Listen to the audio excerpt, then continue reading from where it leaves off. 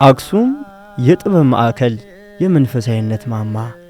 በዚች ታሪካዊ ምድር የዜማው ሊቅ ቅዱስ ያሬድ ድንቅ ምስጋናውን ከመቅረጹ በፊት ለአእምሮና ለነፍስ ምግብ የሚሆን ዕውቀት የሚቀሰምበት ታላቅ የትምህርት ተቋም ነበረ የአክሱም ቤተ ጉባኤ ወይም ቤተ ቀጢን።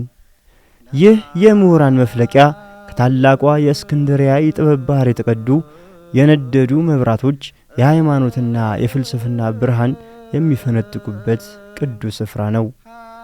የጥንቷ አክሱም ከዛሬዋ አክሱም ጋር ስናገናኘት ምንም ለማመን እንደሚከብድ ሁሉ የቤተ ቀጢን ቤተ ጉባኤም ካሁኑ ቤተ ጉባኤ ጋር ስናመጣጥነው ስናመዛዝነው ያው አሳፋሪ ነው የሚሆነው። በጣም የሚያሳዝን ነው በእውነት። ኢትዮጵያውያን በተለይኛ የቤተክርስቲያን ሰዎች ልናፍርበት የሚገባ ነገር ነው። ቤተ ቀጢን ማለት እኮ አረብኛም ግሪክኛም ግዕዝም አቀላጥፎ ይናገርና ያስተምር የነበረ፣ ከዕብራይስጥ ወደ ግዕዝ ይተረጉም የነበረ፣ ከግሪክ ከአረብኛ ወደ ግዕዝ ይተረጉም የነበረ ትምህርት ቤት እኮ ነው። በጣም ዩኒቨርሲቲ ማለት እኮ ነው። በቃ በዚያን ጊዜ ከነበሩ ከነ እስክንድሪያ ዩኒቨርሲቲ ከነ አንጾኪያ ዩኒቨርሲቲ ጋራ የሚፎካከር በጣም ትልልቅ መጽሐፎች በሙሉ ዛሬ የምናነባቸው ዳዊታችን፣ ግዕዛችን የት ነው የተተረጎመው? የግዕዝ መጽሐፍ ቅዱሳችን የግዕዝ ሐዲስ ኪዳናችን የት ነው የተተረጎመው? ቤተ ቀጢን እኮ ነው። አሁን ዛሬ እንደዚህ አድርጎ የሚያስተምር በኢትዮጵያ በቤተ ቀጢን ብቻ ሳይሆን በኢትዮጵያ ደረጃ አለን። እንዲያው ንጹህ እንግሊዝኛ እንኳን እየተማር ነው ያለን። ንጹህ እንግሊዝኛ እናድርገን መተርጎም እንዲያው ሞክረናል። ለዚህ ስራ ሰርተናል። የለንም እኮ እና ከነህለውና ነው ዛሬ ቤተ ቀጢን የሚባል ቦታ የት አካባቢ የሚባል ቦታው እንኳን የሚያውቀው የለም። እኔ ራሴ እዚያ በነበርኩበት ጊዜ ብዙ ሰው ጠይቄ ያው እንግዲህ አቅጣጫው የነበረ ተብሎ አካባቢ ትንሽ ከማሳየት በስተቀር በውሎ ማወቅ እንኳን አስቸጋሪ ነው ቦታው።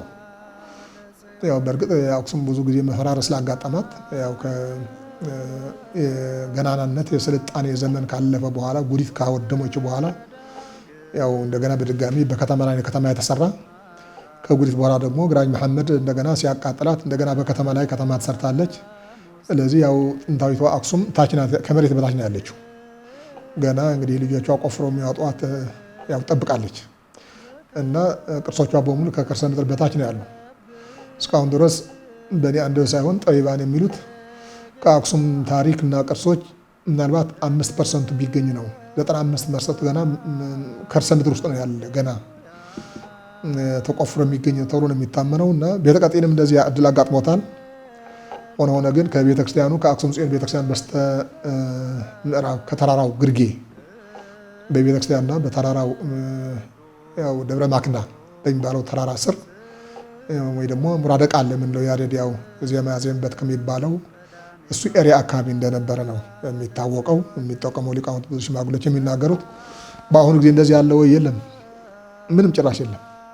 ያው እንግዲህ ዜማ የቅዱስ ያሬድ ያው እሷ ደግሞ መገልገያ ስለሆነች ያለ እሷ መንቀሳቀስ ስለማንችል ይመስለኛል ያለ እሷ ቤተክርስቲያን ስለማይከፈት ተገደን እንማራታለን። ዜማዋን ድጓዋንም ጽምር ድጓዋንም ተገደን ቤተክርስቲያን በምትከፈት ሌላ መክፈቻ ያላት ቤተክርስቲያን የቤተክርስቲያን ቁልፍ እኮ ነው የቅዱስ ያሬድ ዜማ። ስለዚህ ያው የግድ ቤተክርስቲያን መክፈቻ ስለሆነ ቤተክርስቲያን ለመክፈት ስንል እየተማርናት ሊሆን ይችላል። ሌላው ግን የለም እና ያው ገና ብዙ ስራ እንድንሰራ የሚጠይቀን ስራ ነው ያለን። በዚህ ታላቅ ማዕከል ውስጥ የቅዱስ ያሬድ መምህራን የነበሩትና የዘመኑን ዕውቀት የመሩት ሊቃውንት ስማቸው በታሪክ መዝገብ ላይ በጉልህ ሰፍሮ ይገኛል። ሰንድሮስ፣ በልዳዶስ፣ ኬፋ፣ ገብረ ክርስቶስና አባጌራ። ነገር ግን እነዚህን ስሞች ጠጋ ብሎ ላስተዋላቸው አንድ ትልቅ የታሪክ እንቆቅልሽ ይፈጥራል። በወቅቱ የነበረው የኢትዮጵያውያን የነባር ስም አወጣጥ ልማድና ባህል ውስጥ የእነዚህ ሊቃውንት ስሞች ለምን የተለያዩ ሆኑ? ከእስክንድሪያ እስከ አክሱም የተዘረጋው ያ ዘመን ተሻጋሪ የሃይማኖት የትርጉምና የባህል ትስስር በሊቃውንቱ ስም አወጣጥ ላይ ምን አይነት የታሪክ አሻራ ጥሎ አልፏል? ኢትዮጵያ ተቀምጠው እንዴት ከኢትዮጵያ ይለያል? እንዲያውም እነሱ ወይዘሮ ነው የሚባለው።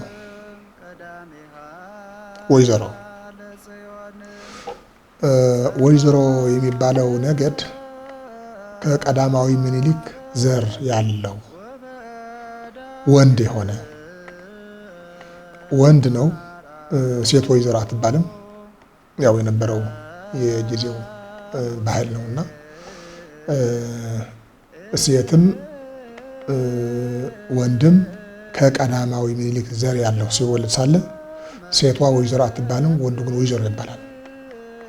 ወይዘሮ ማለት ንግስነት የማግኘት መብት ያለው ከቀዳማዊ ምኒልክ ተወለደ ማለት ዘርአ መንግስት ነው ማለት ነው። መንግስት የመሆን መብትና ህጋዊ ስልጣን ያለው የሚለውን ለማስጠበቅ ወይዘሮ ይባላል። እና እነዚህ ደግሞ እንደገና በአብዛኛው ከሰሜን ምስራቅ አክሱም እስከ ሰሜን ምዕራብ አክሱም በስተ ሰሜን ያለውን አካባቢ የመረብን ወንዝ ተጠግተው ይኖሩ የነበሩ ናቸው። የወይዘሮ ነገር ይባላሉ። እና ተግባራቸው ደግሞ ሐጹራ ለጽዮን ይባላሉ። የጽዮን አጥር ይባላሉ። ሐጹራ ለጽዮን ማለት የጽዮን አጥሮች ጠባቂዎች ናቸው ይባላሉ። በደቡብ በኩል ደግሞ ካህናቱ ሌዋውያኑ በተለይ አዲየት በሚባለው ናዕዴር በሚባለው ተንቤን የበሙሉ ደግሞ የሌዋውያን አገር ነበር ተብሎ ነው የሚታወቀው። የሚገርማችሁ ነገር እነዚህ የወይዘሮ ዘሮች በዚሁ በዝዋይ ደሴትም አሉ። አሁን ሄዳችሁ ብጠይቋቸው ወይዘሮ ነው ይሏቸዋል። እና ዘራቸው ከቀዳማዊ ምኒልክ እንደመጣ እስካሁን ድረስ እኔ ሄጄ ጠይቄ ያው እስከ ቅርብ ቀን ንጉስ የነበረ የንጉስ ዘር የነበረ ሰው አለ። በነገራችን ላይ እስከ ዳግማዊ ምኒልክ ድረስ በደሴተ ዝዋይ ያሉ ከአክሱም ፈሰው የመጡ በጉዲት ዘመን ንጉስ ነበራቸው። እስከ ዳግማዊ ምኒልክ ዘመን ድረስ ከዛሬ 100 ዓመት አካባቢ በዚያቸው ደሴት ያሉት ወይዘሮዎች የሚመራ የሚያስተዳድር ንጉስ ነበራቸው። እና ካህንም የሚሆን ንጉስም የሚሆን የወይዘሮ ዘር ያለው ልክ እንደ አክሱም በዚች ደሴት አክሱም ከሞላ ጎደል ዛሬ ተርስተዋል። ወይዘሮ የሚለው ነገር ስናነሳ እንኳን ብዙዎቹ ትዝ አይላቸውም በታሪክ ስለተቀመጠ እንጂ እዚህ ግን አለ። በጣም የሚገርም ነገር ነው አሉ። እንዲያውም በጣም የሚገርም ነገር ነው። እና ታቦቲቱ ከነበረችበት ተራራ ውስጥ ተኮልኩለው ዙሪያው የነበሩ በሙሉ ወይዘሮዎች ብቻ ናቸው። ስለዚህ ተራራዋም እነሱ አለት ወይዘሮ ተራራ ነው የሚሏት እንጂ ደብረ ጽዮንም አይሏት። ቤተክርስቲያኗ ነው ደብረ ጽዮን የሚሏት እንጂ ተራራዋ ወይዘሮ ተራራ ነው የሚሏት።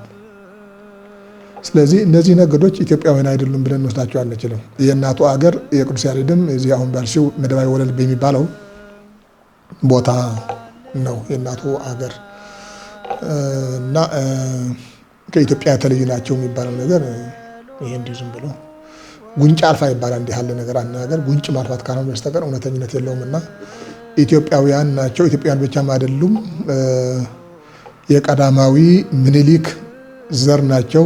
የቀዳማዊ ምኒልክ ዘር ማለት ደግሞ እንደገና ሳባውያን ናቸው። ንግስተ ሳባ ልጅ ስለሆነ ቀዳማዊ ምኒልክ ሳባውያን ናቸው። ሳባውያን ደግሞ እንደገና ካማውያንና ኩሻውያን ናቸው፣ ሴማውያንም ናቸው። ስለዚህ እነዚህ በሙሉ ኢትዮጵያውያን ናቸው እና ኢትዮጵያውያን ናቸው። እንዲያው መደበኛ ኢትዮጵያ ማለት ይቻላል መደበኛና ያው ባይባልም የማያጠራጥሩ በእንደዚህ ያለ ደረጃ በእንደዚህ ያለ ከፍ ባለ ደረጃ የሚቀመጡ ሐጹራ ለጽዮን ተብለው ወይዘሮ ተብለው የቀዳማዊ ምኒልክ ዘር ተብለው የተቀመጡ ነገሮች ናቸው ለማለት ነው። ቅዱስ ያሬድ ለአፍሪካ ቀንድ ብቻ ሳይሆን ለዓለም አቀፉ የዜማ ታሪክ ፈርቀዳጅ የሆነ የዜማ ሥርዓትና ምልክቶችን ያበረከተ ታላቅ ሊቅ ነው። እርሱ በሰማያዊ መገለጥ የደረሳቸው 5ቱ የዜማ መጻሕፍት ድጓ፣ ጾመ ድጓ፣ ምዕራፍ፣ ዝማሬና መዋሥዕት ዛሬም ድረስ የቤተ ክርስቲያናችን መንፈሳዊ ምሰሶዎች ናቸው። ነገር ግን የቅዱስ ያሬድ የጥበብ ባህር በእነዚህ ታላላቅ 5 መጻሕፍት ብቻ የሚገደብ ነውን? ከእነዚህስ ውጪ ወደ እኛ ያልደረሱ ወይም በጥናት ያልተረጋገጡ ወይም በጥናት ያልተፈተሹ ሌሎች የቅዱስ ያሬድ ድርሰቶች ይኖሩ ይሆንን? ከዚህ ላይ ምንድነው አንድ ነገር መያዝ ያለብን? አሁን በድጓው ድርሰቱ ከቅዱስ ያሬድ ጀምሮ እስካሁን ድረስ ያሉት መምህራን 22 ናቸው። በድጓው ትምህርት ሐረገ ትውልድ እንግዲህ እሱ መጀመሪያ ያስተማራቸው ደቀ መዛሙርት 4 ናቸው። በቀጥታ ሳዊራ፣ መንከራ፣ እስክንድራ፣ በስድራ ይባላሉ። የወረደው ግን ሐረገ ትውልዱ የሚያመለክተው በእስክንድራ የወረደው ነው እና አጠቃላይ እስካሁን አሁን እስካሉት እስከ ሊቀ ምሁራን የኔታ ይትባረክ ድረስ 22 ናቸው። በዝማሬ መዋሥዕቱ ደግሞ 46 ናቸው። ከአቋቋም ጀምሮ ስንቆጥር መነሻ ሆኖ የምናገኘው መዝሙረ ቅዱሳን ነው። አሁን እስካሉት ስንቆጥር ቅደም ተከተል 13 ይሆናሉ እና ማሕሌቱ አሁን ባለው ያቋቋም ሥርዓተ ማሕሌት አይነት ነው አይደለም የሚለው በትክክል እንደዚህ ነው ለመወሰን ያስቸግራል። እውነት ለመናገር ቅዱስ ያሬድ አላወቀውም የሚለውን እንተውና አሁን ለምሳሌ እንዳልኩ አቋቋሙ ስያሜ ያለው ጎንደር አቋቋም አለ፣ ተክሌ አቋቋም አለ፣ አጫበር አለ፣ ተጉለት አለ። የትኛው ነው የደረሰው? የትኛው ነው? የምስጋና ስልቱ አሁን የምንቆመው አይነት ነው አይደለም የሚለው ቅድም እንዳለው በብቃት ካልሆነ በትክክል በማንበብ አንደርስበትም። ምክንያቱም አሁን ቅድም ያልኩ መሰረታዊ ነገር አለ። በድጓ የወረደው ሐረገ ትውልድ ተቆጥሯል። በዝማሬ መዋሥዕት የወረደው ተቆጥሯል። በአቋቋም የወረደው ግን ከሱ አይጀምርም። ያ ማለት ቅዱስ ያሬድ አያውቀውም ማለት ግን አይደለም። ምክንያቱም አንድ ነገር መገንዘብ ያለብን ቅዱስ ያሬድ ዋናውን ደረሰ። ከዚያ በኋላ የተነሱ ሊቃውንት ደግሞ የራሳቸው አስተዋጽኦ አላቸው። እግዚአብሔር እኮ ስራውን የሚሰራው አንድ ጊዜ አይደለም፣ ወይ ጊዜ ለኩሉ አይደል? በሌሎች አልደረሰም ሊባል ነው። ለምሳሌ አባ ጊዮርጊስ ሰዓታቱን ደረሰ፣ ግን የድጓ መምህር አየው፣ የድጓ መምህር ሰዓታቱን አብዛኛውን ይገርማል። በዚህ ማሰልቱ ላይ ያየው ሰው ከጾመ ድጓውና ከድጓው የለም። አሁን ሃሌ ሃሌ ሃሌሉያ ብሎ ሲጀምር እኮ ከጾመ ድጓው ነው ያመጣው፣ ከጾመ ድጓው እና ቅዱስ ያሬድ አልደረሰውምና እኛ ብንተው የሚለው ይሄ የስንፍና ነው፣ የስንፍና ነው። እግዚአብሔር በሌሎቹም ቅዱሳን አድሮ ስራ ይሰራል። አባ ጽጌ ድንግልን የመሰለ ሊቅ ማሕሌተ ጽጌን ደረሰ፣ አያስፈልግም ይባል? ሰቆቃወ ድንግልና አባ ገብረ ማርያም ደረሰ፣ አያስፈልግም ይባል? አባ ጊዮርጊስ እንዳልኩ ያን የመሰለ ድርሰት ደረሰ። እንዲሁም ሰዓታት ዘማልት ወዘሌሊት እኮ ነው። አሁን የተለመደው የሌሊት ስለሆነ ነው እንጂ የቀንም እኮ አለ። አያስፈልግም ይባል? ለምንድን ነው የማያስፈልገው? ለምሳሌ ጌታችን ኢየሱስ ክርስቶስ ወንጌልን አስተማረ። 4 ወንጌላውያን ጻፉ። ማቴዎስ ሲጽፍ 28 ምዕራፍ አድርጎ ነው የጻፈው ነው። ሐዋርያት በምዕራፍ ከፋፍሎ አልጻፉ። ግልጽ እኮ ነው። ኋላ ለአንባቢያን እንዲመች በምዕራፍ ተከፈለ። ከምዕራፍ በኋላስ በቁጥር ለምሳሌ የግዙ የድሮ ዳዊት እኮ ቁጥር የለው አለ የለው። እና በየጊዜው የተነሱ ሊቃውንት ከቅዱስ ያሬድ አስተምሮ ሳይወጡ ስራት ሰርተዋል። ከሱ ከዋናው መስመር አልወጡ። ለምሳሌ አቋቋማውን ልብ በል። ዜማው እንግዲህ እሱ ግዕዝ እዝል አራራይ ነው አይደል? ጥሬ ዜማው ግዕዝ ከሆነ አቋቋሙ ግዕዝ ነው። በዚያው ነው የሚሄደው። ነገራችን ላይ አቋቋሙ ግዕዝ ነው። ጥሬ ዜማው ደግሞ እዝል ከሆነ አቋቋሙ ምንድነው? እዝል። ጥሬ ዜማው አራራይ ከሆነ አቋቋሙ ምንድነው? አራራይ ነው። ከዚያ መስመር ሳይወጡ በሱ መስመር በየጊዜው ደግሞ ለሁሉም የሊቃውንት አይምሮ ለምእመናን ጆሮም እንዲስማማ እያደረጉ ከመስመር ሳይወጡ ከመደበኛ ሱባኤ ገብተው አልተገለጸላቸውም። እንደ ሌሎቹ ተገልጾላቸዋል እኮ። መዝሙረ ቅዱሳን እኮ የታወቀ የአባ እንበስ ደቀ መዝሙር እኮ ነው። አባ እንበስ ማለት እኮ ወደ አፋር አካባቢ ያለው እኮ የሚገርም ገዳም እኮ ነው። እና ለሌሎች ቅዱሳንም እግዚአብሔር አልገለጸም ማለት አይቻልም። አንዱ ትልቁ ስህተት የሚሆን ይሆናል። ሲገልጽ ግን የቅዱስ ያሬድን ዜማ እንዲያፈርሱ አይደለም። ተረዳኝ አይደል? ከቅዱስ ያሬድ ዜማ ወጥተው በራሳቸው እንዲሄዱ አይደለም። ከሱ ሳይወጡ በዚያው መስመር እግዚአብሔር የገለጸላቸው አባቶች እንዳሉ እኔ አምናለሁ። በዚህ ደግሞ ዋናው ተጠቃሹ ወደ አቋቋመ ስንመጣ መዝሙረ ቅዱሳን ከዚያ እነ መምህር ቴዎድሮስ ከዚያ በኋላ ደግሞ መብረቅ ነጎድጓድ እየተባሉ እና አሞኒዮስ እነ መምህር ገብረ ማርያም እነ መምህር ተስፋ ማርያም እያሉ ተጽፏል። ብቻ እና አለቃ ገብረሐናውን ተክሌውን አቋቋም እግዚአብሔር አልገለጸላቸው ብለን ከሳቸው በፊት አንድ ባይታዊ ጻዳ ገብረ ሚካኤል የሚባል እሱን ያናገራቸው እንዴት አድርጌ ልዝመመው ሲሉት በሀገረ ሸምበቆ ተማሩ አይደለም የእግዚአብሔር መልአክ ለባይታዊ ጻዳ ገብረ ሚካኤል ባይታዊ ጻዳ ገብረ ሚካኤል ለአለቃ ገብረሃና አለቃ ገብረሃና በትክክል ወንበር ተክሎ አስተማሩ እንጂ ጎንደር ላይ እኮ ከነበሩት ሰባተኛው መምህር ጎንደር ላይ ከነበሩት አንዱ ማን ናቸው? አለቃ ገብረሃና ናቸው። ከዚያ በፊት ግን የተክለ አቋቋም ይታወቃል እኮ አይታወቅም። እና በየጊዜው እግዚአብሔር ለአባቶች ምስጢር ይገልጻል። ግልጽ ነው አይደል? አሰብ እና ለአንድ ሰው ብቻ ይገልጻል፣ ለሌላው አይገልጽ ማለት ግን አይቻልም። እና ቅዱስ ያሬድ አልደረሰውም። ቅዱስ ያሬድ በከበሮ አታመስግኑ ብሎ በጸናጽል አታመስግኑ ብሎ እስኪ የትኛው ቦታ ላይ ይገኛል? እንደውም ቅዱስ ዳዊት የተናገረው ትንቢት እኮ ተፈጸመ። በነገራችን ላይ የቅዱስ ዳዊት ትንቢት ወሀብኮሙ ሲሳዮሙ ለሕዝበ ኢትዮጵያ ያለው የት ነው የተፈጸመው? ለኢትዮጵያ ሕዝቦች ምግባቸውን ሰጣቸው አሉ። ለኢትዮጵያ ሕዝቦች ምግባቸውን ሰጣቸው ሲል እውነት የሀገራችን ጤፍ፣ የሀገራችን ቡና፣ የሀገራችን ሙዝ ነው እንዴ? የሀገራችን እንደዚህ ሩዝ ነው አይደለም። ከሰማይ የወረደውን ዜማ ነው። ከዛ ደግሞ እንዳልኩ ሰብሖ ለእግዚአብሔር ብሎ መጨረሻ ላይ 150ኛው መዝሙር አለ አይደል? የኛ ሊቃውንት በጣም የተራቀቁ ናቸውና ቢቻል 150 መዝሙረ ዳዊት ይደገም ከዚያ ላይ ድርገት ሲወርዱ፣ ካልተቻለ ግን ሰብሖን በተራ ይበሉ ያሉበት እኮ ሰብሖ ለእግዚአብሔር በቅዱሳኑ እያለ የሚሄደው አጠቃላይ ሲቆጠር ፊደሉ 150 ነው። ተረዳኛል? ፊደሉ 150 ነውና በ150 መዝሙረ ዳዊት ቀምረው እንዲህ እንዲባል ወራ። ከዚያ መካከል አንዱ ሰብሖ ለእግዚአብሔር በመዝሙረ መሰንቆ አይደል? እና በመሰንቆ በከበሮ ትፍሲት ቅዱስ ዳዊት እንደዚህ ብላችሁ አመስግኑ አለ።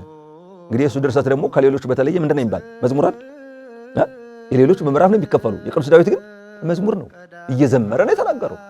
ቅዱስ ዳዊት እየዘመረ የተናገረውን የሀገራችን ሊቅ ቅዱስ ያሬድ ደግሞ የበለጠ አምልቶ አስፍቶ አጉልቶ ተናግሮታል፣ በዜማ ደርሶታል። እሱ በከበሮ አታመስግኑ ብሎ ሳይሆን ቅዱስ ያሬድ የደረሰው በከበሮ አመስግኑ ሰብሖ በጸናጽል ወበይባቤ። አየኸው፣ ሰብሖ በጸናጽል ዘሰናይ ቃሉ ነው። ሰብሖ በጸናጽል ዘሰናይ ቃሉ እንዲህ እንደ ዱላ ከገጠምከት ነው የሚያምር። ቀስ ብሎ እኮ በወዝ እኮ ስትጸነጽለው ነው። ተረዳኝ አይደል? ዘሰናይ ቃሉ አያምርም? አሁን ይገርምሃል እንዴ 300 ድሮ እኮ በአንድ ደብር ላይ 1000 መርጌቶች እኮ ነበሩ። 1000 500 150 እንዴት ዝም ብለህ አስበው እስኪ መብርሃን እንደው ሰፊ ቤተክርስቲያን ሆነ እንደው 500 ሁሉ 250 በአንድ በኩል 250 በአንድ በኩል 250 በአንድ ታምር እኮ ነው የምትል በእውነት ይህ ሁሉ እንትን አያስቀና? ይህን ጸናጸል በአንድ ላይ አሁን እንትን ሲል እንዴት ነው የሚያምረው? ስለዚህ ቅዱስ ያሬድ ምን አለ? የቅዱስ ዳዊትን አምጥቶ ሰብሖ ለእግዚአብሔር በከበሮ በትፍሲት ሰብሖ በአውታር ወበንዚር አለና ሰብሖ ለእግዚአብሔር ሰብሖ በጸናጽል ዘሰናይ ቃሉ በአማረ ሰብሖ በጸናጽል ወበይባቤ በጸናጽልና በእልልታ አመስግኑት አይደል? እልልታ ሲባል ግን እንደ አልተማሩ ሰው ዝም ብሎ እንትን አይደለም፣ ወዝ አለው አካሄድ አለው። እና ቅዱስ ያሬድ እንዲህ ብላችሁ ዘምሩ አለ እንጂ በጸናጽል በከበሮ አትዘምሩ አላለም። በአብይ ጾም ደግሞ ይታወቃል፣ ሱባኤ ወቅት ነው። ጸናጽል የለም፣ ከበሮ የለም፣ በዝማሜ ብቻ። የዝማሜ ነው ውስጥ ይገርማል፣ የተለየ ነው። እና እግዚአብሔር ሁሉንም የሚገልጽበት ጊዜ አለው። ቅዱስ ያሬድ ያላወቀው የለም። ኋላ ግን ሊቃውንት በጉባኤ ደረጃ አምልተው አስፍተው አቋቋም የሚባለው ስያሜ የሰየሙት በዋናነት በተለይ በጎንደር ዘመነ መንግስት በዋናነት አቋቋም የሚባለው ስያሜው ራሱ በዋናነት በጎንደር ዘመነ መንግስት ግልጽ ይመስለኛል ሐሳብ። ያ ግን ከቅዱስ ያሬድ ጥሬ ዜማ መሰረት ሐሳብ አይወጣም። እንዳልኩ ነው፣ ጥሬ ዜማውን ለቆ አይጮህም። እሱ በጊዜ የደረሰውን በአቋቋሙ እዝል አድርገው አይቆሙት፣ አራሪ አድርገው አይቆሙት። ለምሳሌ ወበውድ ሰንበት የሚል አለ። እዚያ የትንሣኤ ዘመነ ትንሣኤ መዝሙር ነው። የእሰት ማርያም የሚል ማግደላዊትን አሁን እሱ ግዕዝም አለው አራራይም አለው። አየሁ በግዕዝ ሲቃኝ አቋቋም ምን ይዞ ነው የሚሄደው? ግዕዙን ይዞ ነው። በአራራይ ከሆነስ አራራይ ይዞ ነው የሚሄደው። ግልጽ ነው አይደል? አሰብ እንዴን የበለጠ የድጓ መምህራን ያቋቋም መምህራን ቢጠየቁት የሰው ዜማ እንዳላበላሽ ብዬ ነው እንጂ እና እሱ ሁሉን ያውቃል። ነገር ግን ደግሞ ልክ በእናንተ ቋንቋ ምንድነው ስትራክቸር ቅርጽ ቶለት በደንብ በዚህ ተብሎ ደግሞ በአቋቋም በሚለው ስያሜ ደግሞ በጣም ጎልቶ የወጡ በማን ነው? በጎንደር ዘመነ መንግስት። ያው አብዛኛው ማህሌቱ እያደገ ማህሌቱ እየሰፋ የአቋቋም ትምህርት ቤቶች ወደ በኋላ በጣም ጠንካራ ሆነው ዜማን መሰረት አድርገው ያው እንግዲህ አሁን በእኛ ጊዜ ትንሽ አስቸጋሪ ነገሮች አሉ። አሁን ዜማውን መሰረት ሳያደርጉ ወደ አቋቋም የሚሄድ ነገሮች አሉ። ተቀባይነት ብዙ የላቸውም። ያን ያህልም ውጤታማም አይደሉም። እንደው ወረብና ሽብሸባ ብቻ አጥንቶ ዜማ አውቃለሁ ማለት ስለማይቻል ማለት ነው።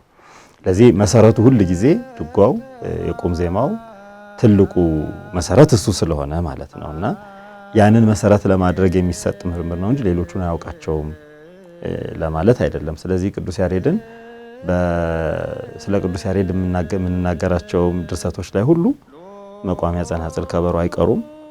ስዕሉን ሁሉ ስንስል መጻሕፍቱን ሰማያዊ ዜማ የገለጹለትን አዕዋፍ እንደገና ከበሮውን፣ ጸናጽሉን ከናለባበሱ የራሱ የልብሰ ማህሌት ራሱ ሁሉ የአልባሳት አሉት። ያንን ከነ መጠምጠሚያው ከነ ጥንግድርቡ አድርገን እንሰራለን። ይሄ በእኛ ዘመን መነጽር ቅዱስ ያሬድን ማየት ማለት አይደለም። የእኛ ዘመን መነጽር የተወሰነ ነገር ቢኖረውም ትውፊቱን ግን ሳንጠብቅ የሌለውን አለ ብለን አስቀምጠን አይደለም። የቅዱስ ያሬድ ሰማያዊ ዜማ የሰውን ነፍስ ወደ ሰማይ የማንጠቅ የልብን ቁስል የመፈወስ ረቂቅ ምስጢር ብቻ አልነበረም። እርሱ ድምፁን አውጥቶ በሦስቱ የዜማ ስልቶች በግዕዝ በዕዝልና በአራራይ ፈጣሪውን ማመስገን ሲጀምር መላው ተፈጥሮ ቆም ብሎ ያዳምጠው ነበር። ጥንታውያን ሊቃውንት ይህንን ድንቅ ክስተት በምስጋና ታሪካቸው ላይ እንዲህ ሲሉ አስፍረውታል። እንስሳ ወሰብ አራዊት ይአዱ እምነሰላስ ዜማሁ ለያሬድ ካህን። ትምህርተ አንክሮም ይባላል። ጃውን ቅዱስ ያሬድ የአህያ ጩኸት ጮኸ በተለኝ የመላእክትን ዜማ ጮኸ እንጂ የእንስሳት ጩኸት ጮኸ በተለኝ አልቀበል። አንዳንድ ጊዜ ምንድነው ትምህርተ አንክሮ ቃል አጋኖ የሚባል ነገር አለ አይደል? አጉልቶ ለመናገር ነው እንጂ በምን መለክ የጅብ ጩኸትና የቅዱስ ያሬድ ዜማ ምን አገናኝ? የአህያ ጩኸትና የቅዱስ ያሬድ ዜማ ምን አገናኝ? ተጽፏል፣ እንደተጻፈው ቃል ሰው እዚህ መጠንቀቅ አለበት።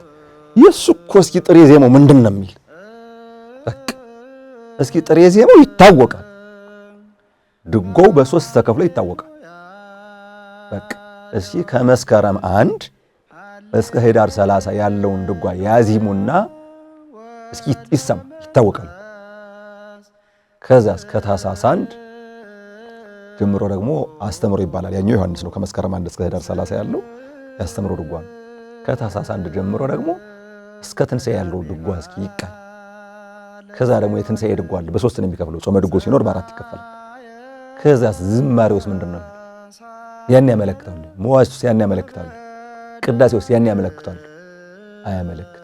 እንደውም የሱ በጣም የተረጋጋ የያሬድ ዜማ ሁሉን አቀፍ ነው። ለሁሉ አገልግሎት ይውላል።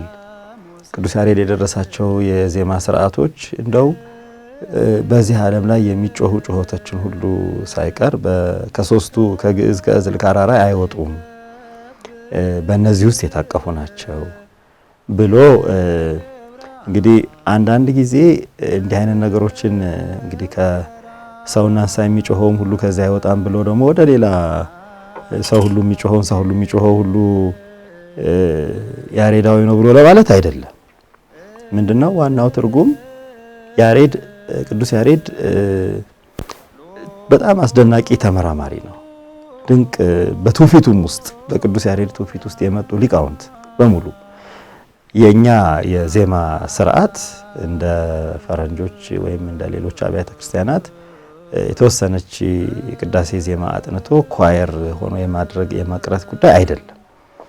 የቅዱስ ያሬድ ባህለ ትምህርት ትልቅ የሊቅነት ሚዛን ነው። በኢትዮጵያ ኦርቶዶክስ ቤተክርስቲያን አንድን ሰው ሊቅ ብለን ከምንመዝንባቸው የሊቅነት መመዘኛ መስፈርቶች ውስጥ አንዱ የቅዱስ ያሬድ ዕውቀት ነው። ስለዚህ በዚህ ዕውቀት ውስጥ ሰፊ የሆኑ እድገቶች፣ ምርምሮች ተደርገዋል። ለዚህ ሊቃውንት ሁል ጊዜ እያዜሙ የዜማ ስርዓትን በዚህ ዓለም የሚጮሁ የድምጽ ስርዓቶችን ይመረምራሉ። ከዚህ አንጻር የበኋላ አባቶች ናቸው ይሄን የጨመሩት። እንግዲህ ይሄን ድርሰት የተናገሩት ምንድነው? በዋናነት እንደው ጩኸት ሁሉ እንክፈለው ብንል ወይ በግዕዝ ወይ በዕዝል ወይ በአራራይ ሊከፈል ይችላል ብሎ ማሰብ ነው። ቤተክርስቲያን የምትጠቀመው የዜማ ስርዓት ሰማያዊው እግዚአብሔር የሚመሰገንበትን የዜማ ስርዓት ነው። ለዚህ ይሄ ነው ትስስሩ ለማለት ነው። ከዚያ ውጭ ግን የዜማውን ስርዓት ድምጸቱን ተመራምሮ ይሄ እንዲህ ነው ማለት ነው እንጂ ሁሉም የሚዜም ሁሉ የሚጮህ ሁሉ ያሬዳዊ ነው ማለት አይደለም።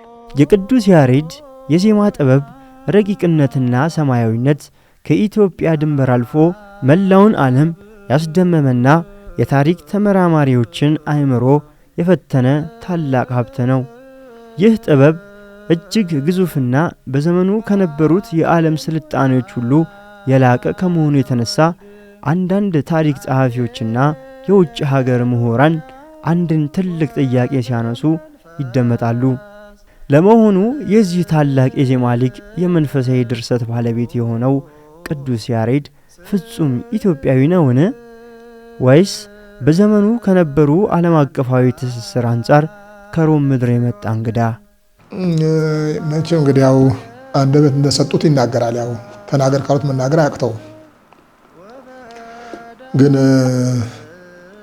ያው እኔም እሰማለሁ፣ በጽሁፍ ብዙም አላገኘሁም። ግን ያው ሲባል እሰማለሁ። ገና ከህፃነት ጀምሮ ሮማዊ ነው ብሎ የሚሞግቱ ምናልባት ፈረንጆች ይመስለኛል። በአንድ በኩል አድንቃቸዋለሁ። እንደዚህ ብለው የጻፉ ፈረንጆች አድንቃቸዋለሁ። ለምንድን ነው መሰላቸው የማደንቃቸው? የቅዱስ ያሬድን ብቃትና ልዕልና፣ ከፍተኛነት፣ የእውቀት፣ የቅድስና፣ የንጽህና፣ የአእምሮ፣ የመንፈስ ጠቅላላ ያለው ጸጋ ሌላውን ተውና አሁን ካለን የኢትዮጵያ ካህናት ጋር ስናመጣጥነው በጣም ግራ የሚገባ ነው። ልክ የዛሬው አክሱም ስንመለከታት ኮሰስ ያለች ከተማ ሆና የጥንት ታሪኳ ደግሞ ስናነብ እንደማይጣጣም ያን ሁሉ ገናና ስልጣኔ ያን ሆነ የመሰለ ጥበብ የነበራቸው ሲሰሙቱም ሲያዩቱም የሚደንቅ ነገር ዛሬ ላለችው አክሱም አምተን እንዲያው እናጣጥመው ብንል የማይመስለው ነው የምናገኘው። ሐውልት ባይኖር ኑሮ ያው ውሸት ነው ብለንም እንደመደም ነበር። ሐውልቶች ባይኖር ኑሮ፣ ቅሪቶች ባይኖር ኑሮ የአክሱም ታሪክ ውሸት ነው ወደሚል ደረጃም እንዲሄድ ነበር ብዬ እገምታለሁ። ለምን አሁን ያለችው አክሱም ከዚያኛው ጋር አብራም ትሄድ ነገር አለችም። አሁን ያለን ካህናትም ከቅዱስ ያሬድ ታላቅነት፣ ብቃት፣ እውቀት፣ መንፈሳዊ ጥበብ በአጠቃላይ ካለው ጸጋ አንጻር እና አሁን ካለነው ካህናት ጋር አንድ ተመራማሪ መጥቶ ሲያነጻጽር አይደለም እንደዚህ ያለ ሰው ከኢትዮጵያ አይገኝም፣ አውሮፓዊ መሆን አለበት ቢል አያስገርም። እና እኒህ ብለው የሚጻፉ ሰዎች በመጀመሪያ ቅዱስ ያሬድን በደንብ አድርገው ፈትሸውታል ብዬ ነው የገመትኩኝ። ፈትሸውታል። ምክንያቱም በጣም ከአእምሮ በላይ ነው። እውነት ነገር ከተባለ የቅዱስ ያሬድ ብቃት ከአእምሮ በላይ ነው። በዚያ መነጽር ስንመለከተው እነሱ ያው እንግዲህ አውሮፓ ነው ስልጡን አገር እንደዚህ ያለ ነገር ሊያደርግ የሚችል የሚል እምነት ስላላቸው፣ ስለዚህ አውሮፓዊ መሆን አለባቸው። ከሁኔታዎች ጋር አያይዘው የዚያን ጊዜ ደግሞ አውሮፓውያን በብዛት ወደ ኢትዮጵያ የሚመጡ ስለነበረ እኛ ብዙ ጊዜ የምናወራው 9 ቅዱሳን የሚባሉትን ነው። ግን 9 ቅዱሳን ብቻ ሳይሆኑ በ10 ሺህ የሚቆጠሩ ክርስቲያኖች ወደ ኢትዮጵያ ጎርፍ ነበር የዚያን ጊዜ፣ በተለይ ከምስራቅ አውሮፓ ዛሬዋ ቱርክ ከምትባል የዚያን ጊዜ ምስራቅ አውሮፓ ወይ ደግሞ ምስራቃዊት ሮማ ቢዛንታይን መንግስት የምትባለው የሃይማኖት ክርክርን በየጊዜው እዚያ በጣም ፋታ ይነሳቸው ስለነበረ የመናፍቃኑን ብዛት ከዚያው ማዕት ስለነበረ የነ አርዮስም የነ ኬልቄዶንም የነ ዲዮንም የሃይማኖት ግጭት የማይለየው ስለነበረ የአክሱም መንግስት ደግሞ ከዚያ መንግስት ጋራ ቀጥተኛ የሆነ ግንኙነት ስለነበረው የአክሱም ታላቅነትና ስልጣኔ ሃይማኖተኝነት በስፋት ደግሞ በዚያ የሚታወቅ ስለነበረ ያው የሰላም ሀገር ናት ይታወቃል። የአክሱም መንግስት ያው ፈሪሃ እግዚአብሔር ያለው፣ እግዚአብሔርን የሚያመልክ፣ እግዚአብሔርን የሚፈራ፣ እንግዳ ተቀባይ፣ የክርስቲያኖች መጠጊያ፣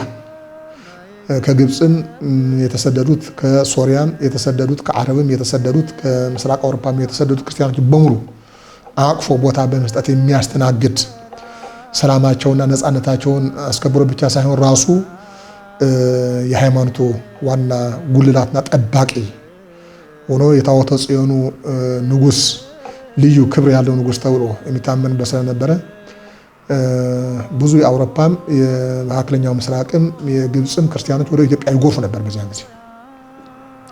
ይሄ ያው ምድሪቱ ትመሰክራለች። ብንሄድ ማህበረ ደጉኤ የሚባሉ ወደ 5000 የሚጠጉ ቅዱሳኖች የነበሩበት የአክሱም መንግስት ስፍራ ሰጥቷቸው፣ ማህበረ ጻድቃነ ሐውዜን ወደ 6000 ያህል ነበር ሐውዜን ላይ።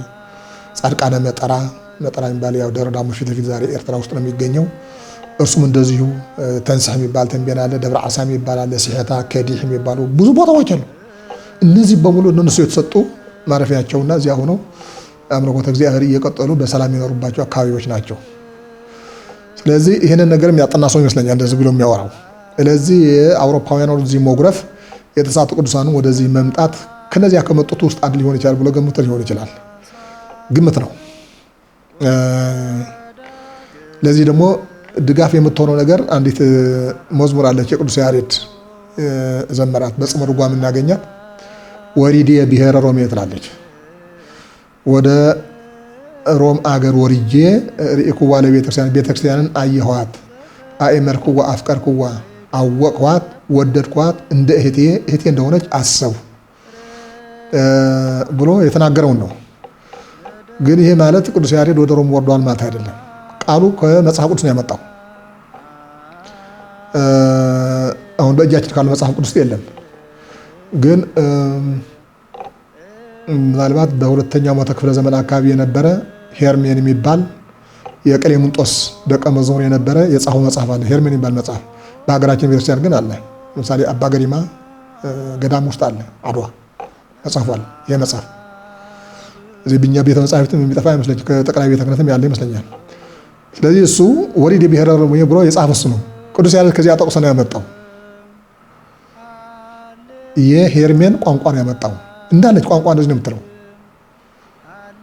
ወሪዴ ብሔረ ሮሜ ያሬድ ያዜማትን ዜማ እንዳለች በዚያ ተቀምጣለች። ከዚያች አምጦ ልክ ከቅዱስ ያሬድ ከቡሊም ከሐዲስም ከሊቃውንትም እያመጣ እንደሚዘምር ይህችም ከዚያ ያመጣት ናት። ያው ጥራዝ ነጠቅ ነው የሚስማማው። እንዲያው ጥራዝ ነጠቅ ጥቅስ ነው እንጂ ያው ቃሉ የሄርሜን ነው። ቅዱስ ያሬድ ያመጣው ከሄርሜን ነው እንጂ ቅዱስ ያሬድ ሮም መውረዱን አያሳይም ለማለት ፈልጌ ሙሉ በሙሉ ሐሳቡ በዚያ መጽሐፍ ላይ ስላለ።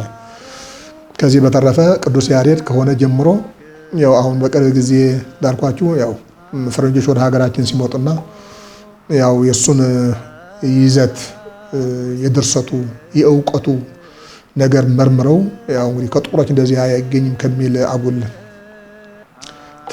የተሳሳተ ግንዛቤ የከረተሱት ክርታስ እንጂ ከዚያ በፊት ቅዱስ ያሬድ የሮም ነው ወይ ደግሞ የውጭ ሀገር ነው ብሎ የጻፈም የተናገረም ያሰበም ያስቀመጠም ጭራሽ የለም።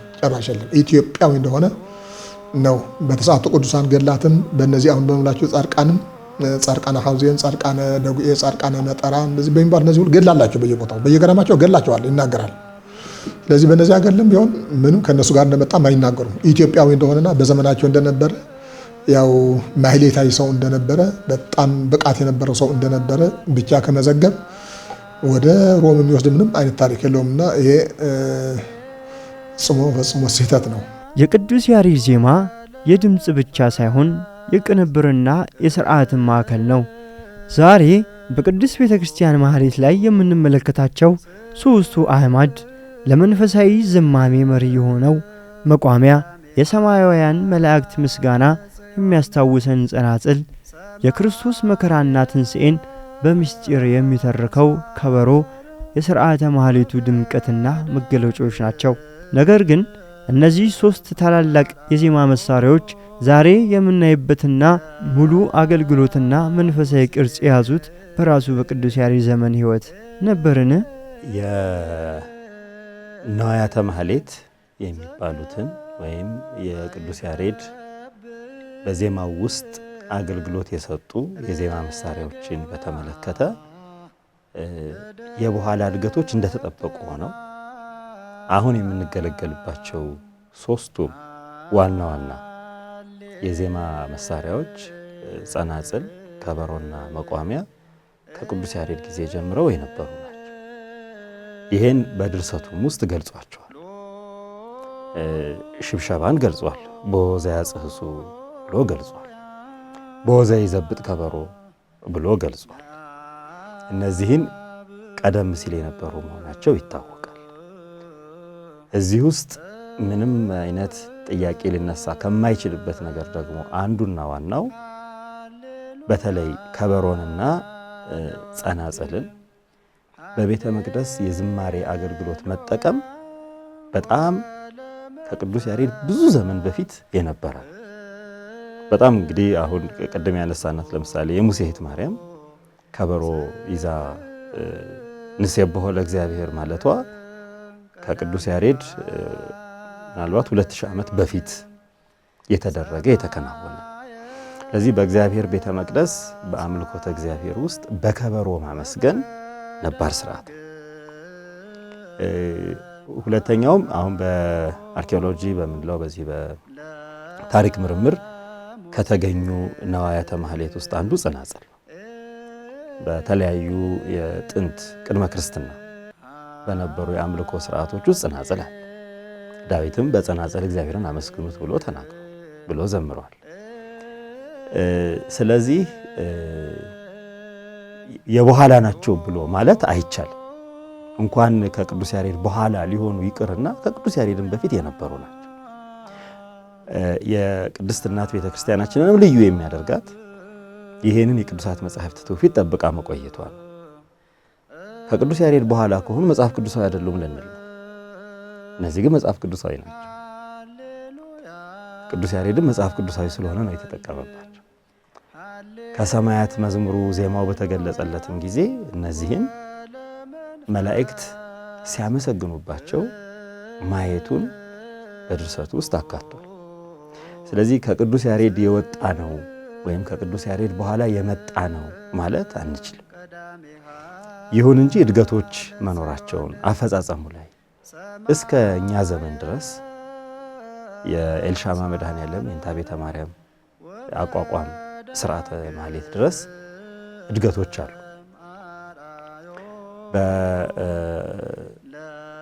በአፄ ምኒልክ ጊዜ ለምሳሌ የተክሌ አቋቋም በአለቃ ተክሌ አማካኝነት የራሱ እድገት ይዞ የመጣ የትምህርት ባህለ ትምህርት ነው። በዜማ ውስጥ ራሱን የቻለ ባህለ ዜማ ባህለ ማህሌት ነው። ስለዚህ እድገቶች ይኖራሉ።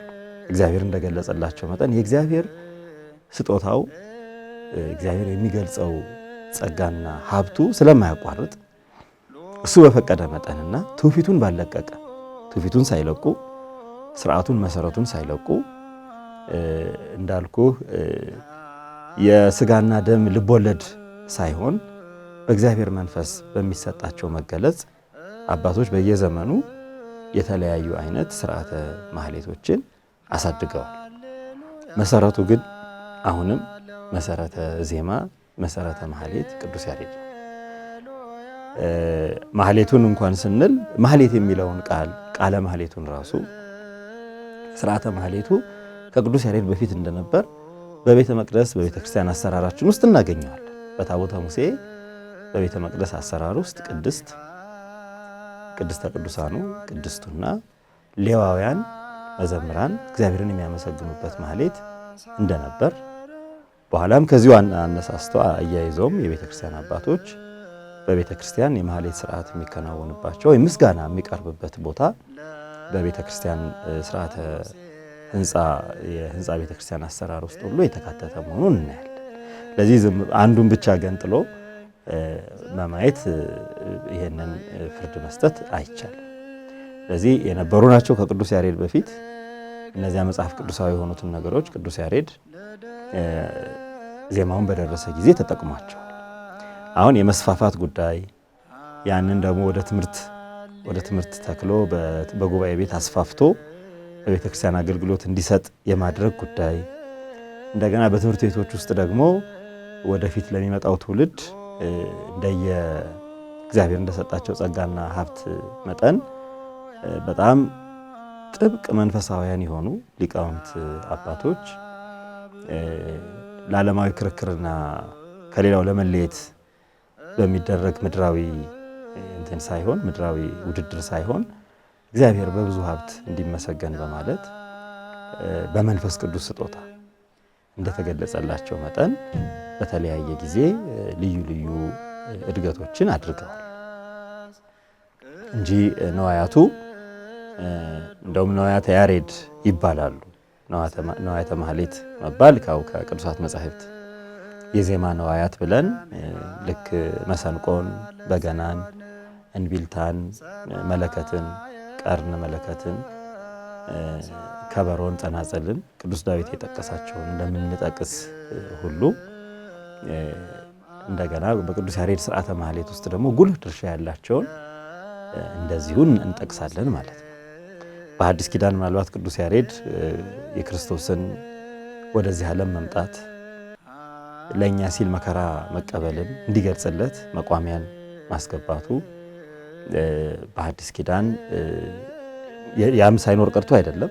በብሉይ ኪዳን መቋሚያን የሚወክሉ ብዙ ነገሮች አሉ። ለምሳሌ በትረ አሮን፣ የአሮን በትር እስከ በዕብራውያን ልምድ እስከ ሁለተኛው ቤተ መቅደስ መፍረስ ድረስ እንደነበረ በኋላም ጊዜ በምኩራቡም ውስጥ ያችን በትረ አሮንን የምትወክል ነገር እንደነበረች ልክ እንደ ህብስተ ገጹ እንደ ተቋመ ማኅቶቱ እንደ ምስዋዕ ዕጣኑ ሁሉ በትረ አሮንም በቤተ መቅደስ እንደነበረችና ያችንም በትረ አሮን ካህናት ሊቃነ ካህናት በምስጋና ጊዜ እንደሚይዟት ተጠቅሳለች። ስለዚህ ወደዚህ ማን በዚያም ሆነ በዚህ ከቅዱሳት መጻሕፍት አልወጣም። የቅዱስ ያሬድ ማህሌተ ሥርዓቱም የምስጋና ወዙና አጠቃላይ አፈጻጸሙም ነዋያተ ማህሌቱም ከቅዱሳት መጻሕፍት አልወጡም። ግንቦት 11 ይህ ዕለት በኢትዮጵያ ምድር የዜማ ፀሐይ ቅዱስ ያሬድ ድንቅ አገልግሎቱን ፈጽሞ ከአክሱም አደባባይ ወደ ሰሜን ተራሮች ጭጋግ ውስጥ የገባበት ልዩ ቀን ናት።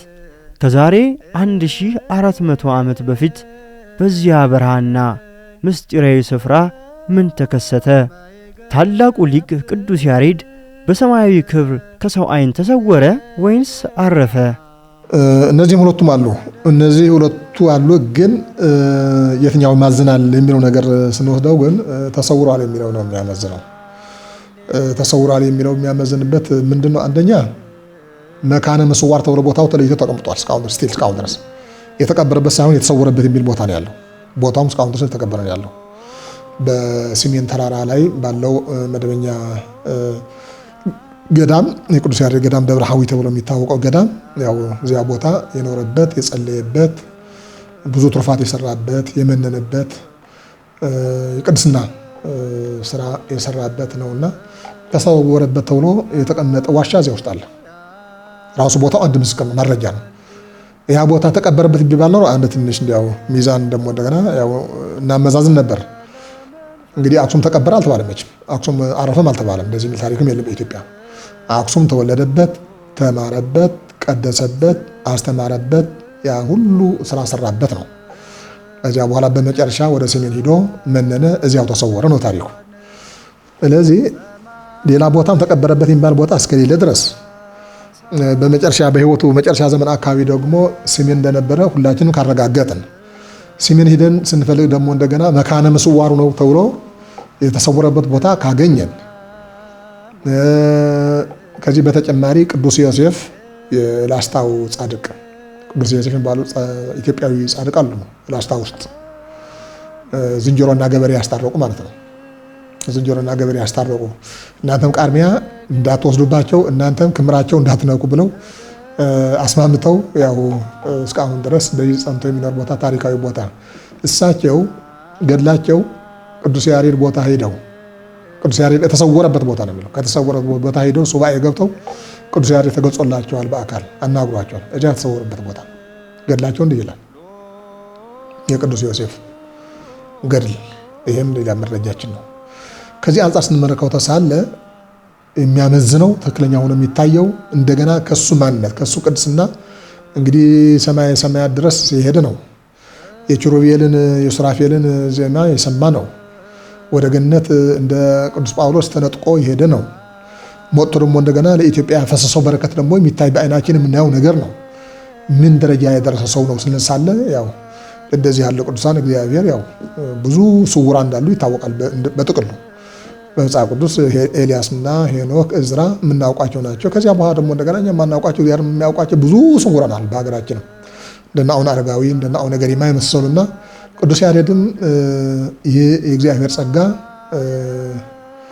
ያው ደርሶት ተሰውሯል የሚለው ነገር አሳማኝ ሆኖ ይታያል። ስለዚህ መካነ ምስዋር አለ እያል ተቀበረ ማለቱ ለተቀበረ መረጃ አለን። ድርሳናት ይላሉ ታሪኮች እንዳልኳችሁ ያው በየፊናው የሚጻፍበት የራሱ ምክንያት ይኖረዋል፣ ተጽፏል። ነገር ግን በተጨባጭ መሬቱ ላይ እየነገረን ያለ ግን ተሰወረ የሚል ነገር ነው። መሬቲቱ አፍ አውጥታ እየተናገረች ያለችው ገዳማዊ ያለችው ቤተክርስቲያናችን ተሰውሯል ለምንተ ያገኛለ ቤተክርስቲያናችን ተሰውሯል ለምንተ ቅዱስ ዮሴፍም ያው የተሰወረ መሆኑ ወደ ተሰወረበት ቦታ ሄደው ሱባኤ ገብተው ተገልጾላቸው እንዲያው ዜማ ሁሉ አሰምቷቸው ተደንቀው እጅ ነስተው ተባርከው ተመለሱ ነው የሚለው እና ተሰወረ የሚለው ነው በአብዛኛው ጎልቶ የሚመጣ ማለት ነው። ቅዱስ ያሬድ ያለፈ ታሪካችን ብቻ አይደለም፣ ሊጠበቅ ሊጠናና ለዓለም ሊተረጎም የሚገባው ሕያውና ዘመን ተሻጋሪ ብሔራዊ ሀብታችን እንጂ። ታዲያ ይህንን ግዙፍ የዜማና የፍልስፍና ባህር የአፍሪካ ፈርቅ ቀዳጅ የኖታ ሥርዓት ጠብቆ ለቀጣዩ ትውልድ ለማስተላለፍ ዛሬ በእኛ ጫንቃ ላይ የወደቀው አደራ ነው። በነገራችን ላይ የቅዱስ ያሬድ ቃል ኪዳን በጣም ጥብቅ ቃል ኪዳን። ቅዱስ ያሬድ የተለየ ቃል ኪዳን አለው። ትምህርቱን ተምሮ መገኘት ሌላ በጣም ትልቅ ዋጋ የሚያሰጥ ነው። ለአንተ የተገለጸልህን አንተ ያመሰገንክበትን ትምህርት ተምሮ እግዚአብሔርን የሚያመሰግን ሰው ቢገኝ ክብሩ እንደ መላእክት እንደ ኪሩቤል እንደ ሱራፌል ነው ብሎታል። ያ የቅዱስ ያሬድን ክብር ነው የሚያገኝ።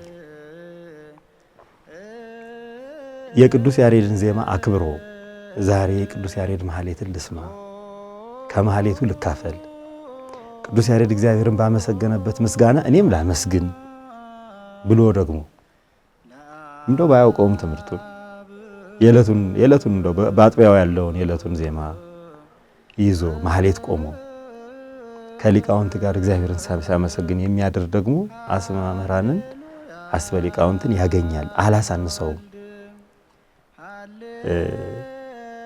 ሌሎቹ ካገኙት በረከት አላሳንስበትም። የእነሱን በረከት እንዲያገኝ አደርገዋለሁ ብሎታል። ከዚያ ውጭ ደግሞ እንደ ቅድስናው ቅዱስ ያሬድ ደግሞ ቅዱስ ነው በራሱ እንግዲህ ሕይወቱ የተቀደሰ አገልግሎቱ እግዚአብሔር የተቀበለለት ሰማያዊ ምስጢር የተገለጸለት እግዚአብሔር ደግሞ ሞትን ሊያሳየውም ስላልወደደ በሰሜን ተራሮች ከእርሱ ጋር በሕይወት እንዲኖር የፈቀደለት ቅዱስ ነው። በዚያ ላይ ደግሞ እንግዲህ ገድልህን፣ ዜና ሕይወትህን፣ ገዳምህን መጥቶ የሚሳለመውን የሚስመውን ደግሞ እንዲሁ ባርክልሃለሁ፣ ትውልዱንም እባርክልሃለሁ፣ እምርምልሃለሁ ብሎ እምርልሃለሁም ብሎ ቃል ኪዳን ሰጥቶታል። እና የቀደምት መምህራን እንኳን አይደለም ዜማውን ተምሮ ማህሌት ቆሞ እግዚአብሔርን ማመስገን ይቅርና ለሚቆሙት መምህራን መቋሚያና ጸናጽል ማቀበል ቁጭ ብሎ ከበሮ መምታት ራሱ በረከተ መምህራንን የሚያሰጥ ነው። ለዚህ ነው የምንሻማው ቶሎ ብለን ለማክበር ብቻ አይደለም፣ አባቶቻችን ሊቃውንትን ለማክበር ብቻ ሳይሆን የእነሱን በረከት ለማግኘት ነው። ጎንበስ ብለው ጸናጽል እንዳያነሱ፣ ወደ ኋላ ዞር ብለው መቋሚያም እንዳያነሱ ቶሎ ብለን መቋሚያ የምንሰጠው ጸናጽል የምንሰጠው ከቅዱስ ያሬድ በረከት ለመካፈል። በረከቱ ከሁላችን ጋር። የቅዱስ ያሬድን ሥርዓተ ዜማ አታቃሉ። በደንብ የሚያቸው ስህተቶች አሉ። አውደ ምሕረት ላይ የማይገባቸው አካላት 30 ደቂቃ ፈቀርላቸዋል። ሥርዓተ ማህሌት ላይ ግን ማህሌቱ ሳይጠቃለል ውጡ ይባላል። መናቅ ይታያል፣ ማቀለል ይታያል። ሰዓትን በአግባቡ መምራት በአግባቡ ማስተዳደር ተገቢ ነው፣ ምንም አይጠረጥር። ነገር ግን የቅዱስ ያሬድን ዜማ እየናቁ እያቃለሉ ሰላም ለኪ ብለው ዜማ ላልጮሁ ዕጣነ ሞገሩ የሚፈጀው 10 ደቂቃ ነው። ሊቃውንት ይከለከላሉ 10 ደቂቃ። ከዛ በኋላ ግን ውጭ ላይ 20 ደቂቃ፣ 25 ደቂቃ፣ 30 ደቂቃ ደግሞ ጫማውን አውልቆ ቤተክርስቲያን ገብቶ ለማያውቅ ሰው ዘምር ይባላል። ሁሉንም ማስተናገድ ይቻላል። በቤተክርስቲያን ላይ በቃ በጣም የሚፈተኑ ሁለት ነገሮች ናቸው። አንድ ማህሌታውያኑ፣ ሁለት ሰባክያኑ። ሌላው ነገር ሁሉ አስቀድሞ ሲጓተት ይቆይና ልክ መምህራኑ ላይ ሲደርስ በቃ ይባላል። ለምንድን ነው በቃ ይባላል? ሰባኪው ደግሞ 15 ደቂቃ 20 ደቂቃ ይባላል። ለምንድን ነው እዚህ የሚባለው? ሰዓት መቆጠብ አለበት አውቃለሁ። ሁሉም በአግባቡ መሆን አለበት። ግን ሁሉ ጊዜ ጫናው የሚያርፍ ሁለቱ ላይ ነው እና በሂደት የምናቃለለው ነገር ካለ ጸጋ እግዚአብሔር ከኛ ይወገዳል። ጥሩ አይደለም። እስራኤላውያን በማቃለላቸው መንግስትም ትንቢትም ክህነትም ከነሱ ተወስዷል አይደል? ስለዚህ ይህን ጸጋ አክብረን መያዝ አለብን። እንደው የቅዱስ ያሬድ ልጆች እባካችሁ ተንከባከቧቸው። በኢትዮጵያ ሁኔታ ያለ ቅዱስ ያሬድ ዜማ ክርስትናን ማስቀጠል አይቻልም። ለሹመት የሚስገበገቡት ሰዎች የክርስቲያኖች ቤት ያን ያክል ሲነድ ምን አሉ? ምን አሉ? ቤተክርስቲያን እንዲያስትቃጠል ስትወድ ምን አሉ? ከመጀመሪያው ጀምሮ የአብነት ትምህርት ቤት እዚያ ላይ አለመስረጹ ነው። ክፎችን ሁሉ ደጋግ ማድረግ ይቻል ነበር። እርግጠኛ ነኝ። ክፎችን ሁሉ እነዚህ ፖለቲከኞችን መግቢያ ማሰጣት ይቻል ነበር። መግቢያ በቃ መግቢያ ታሰጠዋል። ክፉን በጸሎት ትመልሰዋለህ፣ በትምህርት ትመልሰዋለህ። የመጨረሻ ደግሞ እምቢ ካለ ደግሞ መግቢያ ታሰጠዋለህ። እና በሁሉም አካባቢዎች አሉ ጅምሮች አሉ፣ ደስ ደስ የሚሉ አሉ። አንዳንድ ቅን የሆኑ አርቆ ሐሳቢዎች ሊቃነ ጳጳሳት ባሉባቸው አካባቢ ጥሩ ጅምሮች አሉ። ያው ደግሞ ዋናው እቅዱና ፕላኑ ግን የማነው ከተባለ ማኅበረ ቅዱሳን ነው። ከማኅበረ ቅዱሳን ቀድሞ ይሄን ያሰበ የለም። ኢትዮጵያ ውስጥ ለመጀመሪያ ጊዜ አዳሪ ትምህርት ቤት ያሰራ ማኅበረ ቅዱሳን ነው። ማኅበረ ቅዱሳንን በአብነት ትምህርት ቤት በኩል በገዳማት በኩል በግቢ ጉባኤ በኩል ለማማት አቅሙም ሞራሉም ያለው አካል የለም። እውነት አውቃቸዋለሁ፣ አብሬ እሰራለሁ። ኢትዮጵያ ውስጥ ልክ እንደ አይነት እቅድ ያውም እኮ ይገርማል። በትንሽ ገንዘብ እኮ ነው ከአሜሪካ ከአውሮፓ በምትለመን አይደል? አሁን ደቡብ ክልል ላይ ግብረ ሐዋርያት የሚለው ፕሮግራም ስንት ስራ ነው የሚሰራው? እዚያ አካባቢ እኮ 2 ቄስና 3 ዲያቆን ከተገኘ አንድ መርጌታ ከተገኘ እንዳለ ቀበሌውን እኮ ተቆጣጠረዋል። ግን አንድ ቄስ የሌለበታል። ተጠመቁ። በሌላው ቀን ቤተክርስቲያን ሲሄዱ ማን ያሳልማቸው? ከምን ቤተክርስቲያን ይሳለሙ? እዛው አካባቢ መምህር መትከል ነው ያለብህ። መምህር መትከል። ህዝቡ ደግሞ ከተማረ አይደለም ለአንድ መምህር ለሌሎችም ይበቃል። አይበቃም? ወስብሐት ለእግዚአብሔር። ይቆይ። ትውልድ ያልፋል፣ ትውልድ ይተካል፣ ታሪክ ግን ሕያው ሆኖ ይኖራል። ቅዱስ ያሬድ በ6ኛው መቶ ክፍለ ዘመን የለኮሰው የጥበብ መብራት ዛሬ በ21ኛው ክፍለ ዘመንም በደመቀው ሁኔታ እንዲበራ እኛም እንደ ሀገርና እንደ ሕዝብ ያሬዳዊውን አሻራ አክብረንና አስከብረን ልንጓዝ ይገባል። የቅዱስ ያሬድ በረከት ረቂቅ ጥበብ ከሀገራችን ከኢትዮጵያና ከሕዝባችን ጋር ለዘላለም ይኖር፣ አሜን።